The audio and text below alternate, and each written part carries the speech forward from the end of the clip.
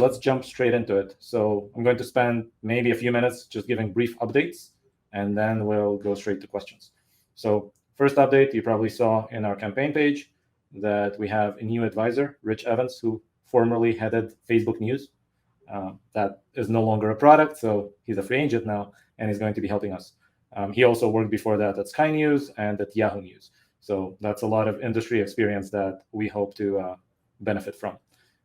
On the traction side, we've crossed the 600,000 monthly active user mark. And in the investment side, we've now crossed 300 investors on WeFunder.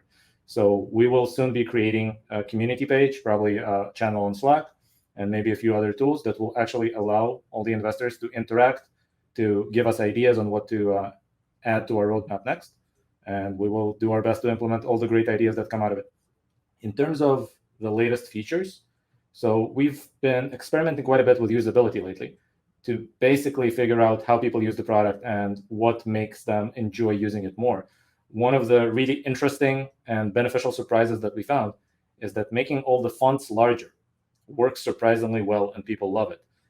I don't know if that means that our audience on average is older than the average social media app, which is possible, or that people just use our app a lot while driving or while being in a meeting or something else like that. But people love the larger fonts. We see a spike in usage and in retention. So we'll probably stick with that, and we will continue to develop the other option of listening to news instead of reading the text. We've also recently trained an interesting new natural language processing model to classify articles by the emotions that they trigger in the reader. And we think this will be especially interesting in terms of customizing the feed to what people want. So we can now look at an article, and the model would decide that this article is likely to enrage the reader, or to depress the reader, or to make the reader more hopeful, or to be educational, right? And depending on what types of articles the reader tends to swipe right on, we can try to show them more of the particular emotion that they tend to seek. But at the same time, again, unlike other social media, let the reader actually customize it themselves and adjust the sliders just like they adjust everything else to tell us, give me slightly more hopeful stuff and less depressing stuff, for example. Or maybe the next day, that same reader will decide to do the opposite and seek more depressing items. So it's up to the reader to decide, and we just want to give as many tools as possible to control. So expect that feature rollout in about a week. And we have a few more things cooking that I'm not quite ready to announce yet, but they're coming. So with that said, this is pretty much everything I have, and I want to open the floor to anyone who wants to ask questions. Shane, if you see any questions or if you receive any questions by private chat, please feel free to jump in and read them. And everybody here, if you want to post a question, then please either send it to Shane or to me via private chat, or post it directly here in the comment section. Yeah, so we do have one question right now. Can you explain how safe notes work? How do I calculate my return on investment? Right. So first of all, let me start with the purpose for safe notes as I know it historically.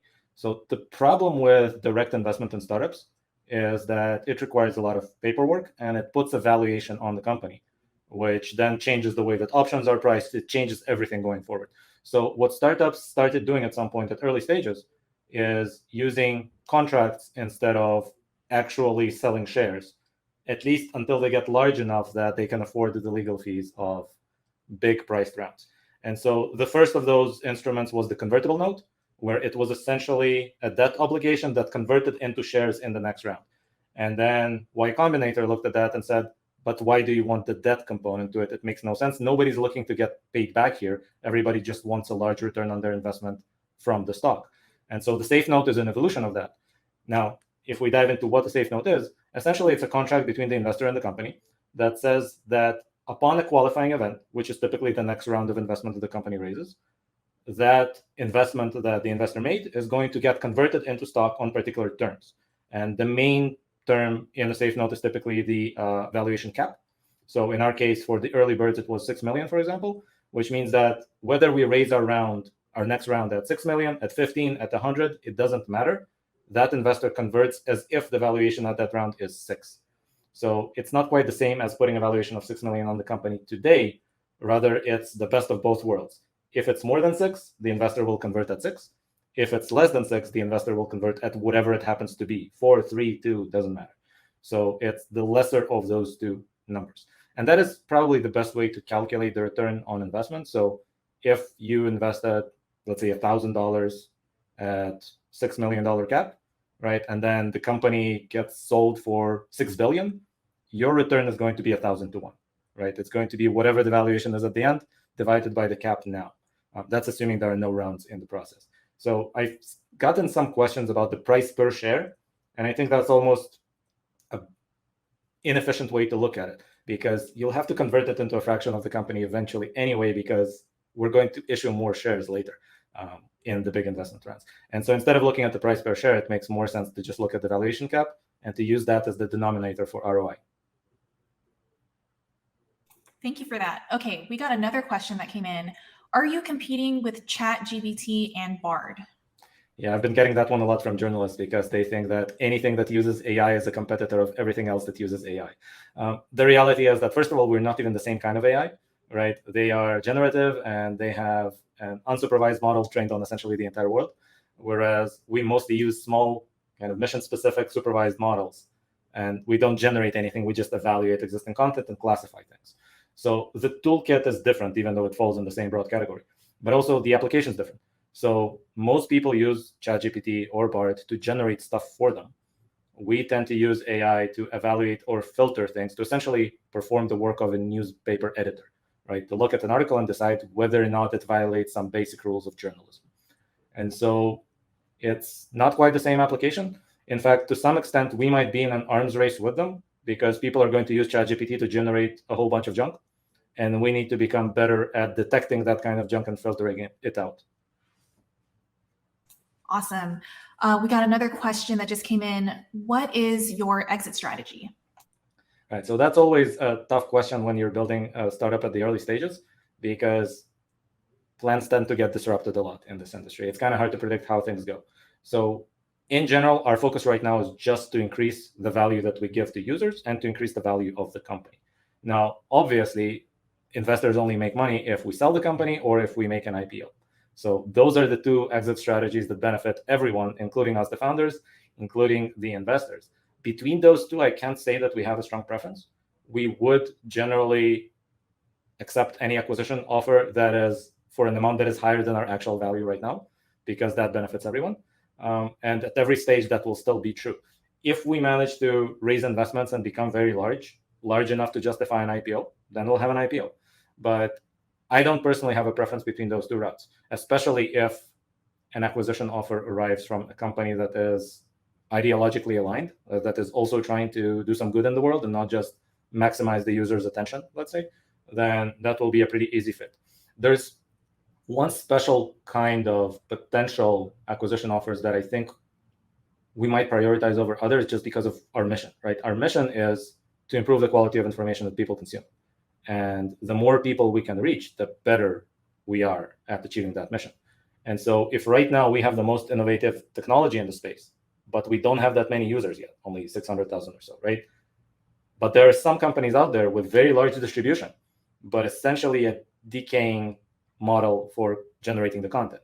Right? If we can marry the two together, if we can band together with some old school media company that has a lot of eyeballs and no tech, and we have all the tech but few eyeballs so far, then I think that might be a very interesting strategic kind of merger. So those are the possible outcomes here, but we don't have a strong preference for one or the other. We just want to build as much value as we can and then exit in the best way possible. Got it. Okay, we just had a question come in right now. What is Otherweb going to look like in 3 years, both as a product and a business?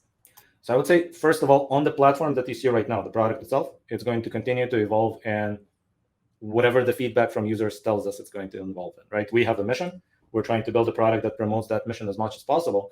But ultimately, it's the users' ideas and the users' feedback that is going to tell us what works and what doesn't. So we're watching the statistics every day, and we're trying to do things that actually improve the benefit that people get, because that gets reflected in how much they use the product and how they use the product. We hope that it will become a larger information platform that aggregates more and more types of content, and that people start using it for more and more different applications. We want to go beyond just news. That's why we included research studies and commentary and podcasts and many other things, because ultimately we want to improve all the information that people consume, not just the news. Now, outside of that, if you look at our core technology, it is evaluating content, and specifically evaluating content quality. And not only is that not specific to just news, it's not specific to just the consumption side of things. And so if you think about information, there's typically a creator, there's a distributor, there's a consumption tool like an app, and then there's a way to monetize it. All four of these stages, I think, could benefit from being able to evaluate content.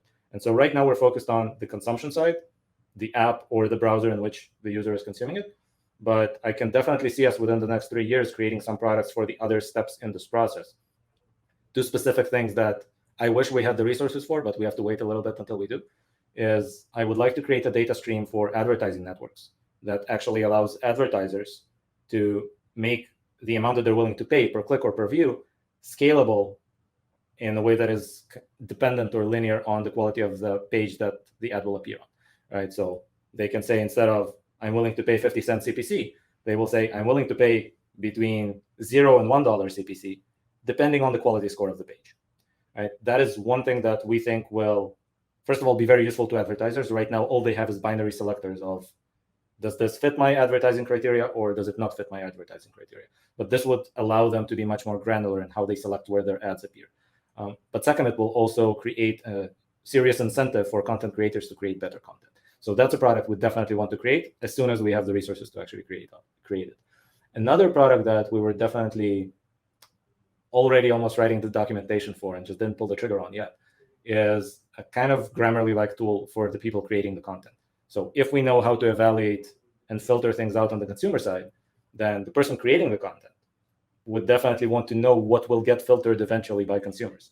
And so giving them that real-time feedback of, this looks like a clickbait headline, you might want to be slightly more precise in the language you use. That would be very useful to the editors, to the journalists, etc. So you can expect those tools to come out in the next year or two. I think it wouldn't even take 3 years to get there. Awesome. Okay, so we got another question in. The US is very polarized right now. Would people trust you to be nonpartisan, or will you have to align with the left or the right at some point? So we definitely have no interest to align ourselves with either political stance. We want to stay as apolitical as possible. Now, would people trust us is an interesting question. It's pretty hard to get people to trust you at this point. And so we have to do a lot more than others to earn people's trust. That's why we registered as a public benefit corporation, so people can actually trust that we have a mission that is just as important as making money, right? Most companies don't do that. And so when they articulate a mission, you know it's just there for PR purposes. But if it starts conflicting with maximizing time on site, then maximizing time on site wins. So we wanted that mission to actually be legally binding in some way. And at the same time, that's also why we opened our models to the world and our data set. So people can look at it and know that we're not embedding any biases in there. I think we may need to do even more going forward, but at least those are two things that we do and others don't, because we want people to be able to trust us. And because we know it's not a trivial request to make of somebody in this world to just trust us because we're new, right? People don't trust new news outlets. In fact, they tend to trust the older ones. And so we have to go out of our way to really be different. All righty. And we have one more question. It says, I've been using your app for a few days and the news quality is very good, but I find the design to be a bit unexpected. Do you really think that a serious news app should be designed like a Tinder for news? What are your thoughts on that, Alex? Yeah, so that Tinder idea was an experiment originally, right? We didn't start out with that, but actually it caught on really well. So it's true that Tinder were the first ones that came up with this kind of approach. But if you just think about the basics of that design, it matches what we're trying to achieve really, really well. So what we were trying to achieve is get some feedback from users on what interests them specifically, right? And today, the way that most social media and media in general do that is by looking at the user's interaction with the content and trying to infer from that what the user's preference is. So if they look at the content for slightly longer, or if they scroll further down, or if they share it, then it must mean that they want to see more of this kind of content. But that inference might be wrong. In fact, that inference might prioritize the wrong things. Like content that triggers strong emotions is going to score higher if that's how you evaluate what the users like. And so over time, you will end up showing that user more and more things that trigger strong emotions. But that is not what the user wants to see. That is not what benefits the user, right? So we want it to be as direct as possible and just ask people the question, did you find this interesting or was this boring to you? And in fact, we want it to be even more precise. And if you look at how we describe those swipes, right and left, right, we didn't say like it or dislike it. We said interesting or boring, because if you like the particular opinion that an article expresses, that's not a good reason to swipe right, right? We want swipe right to mean interesting topic. Show me more on this topic. So that is also how the design is implemented on the back end. We classify articles into topics, and when you swipe in a particular direction, we increase your affinity to that topic and not to the opinion of the article. So that design just came out directly out of what we wanted. We wanted people to tell us, this is interesting, this is boring. We tried it with buttons under the headline. We saw that only a small percentage of people click on the buttons. And so then the next step was, all right, if it's not a button because buttons are optional, how do we make it not optional, but at the same time not a hassle, right? And it seemed like just swiping the article somewhere, well, it's just as much effort as scrolling down, but it essentially forces the user to give us the feedback on what they like or what interests them. And so it works really well. We see that users actually use that correctly. The affinities of every user to every topic are completely different. And even when I just started using that design, before it was rolled out to everybody else, just on the test version, I pretty quickly saw the app converge to my interests and start showing me more on the topics that I want to see and much less on topics that I'm not interested in, like entertainment or sports.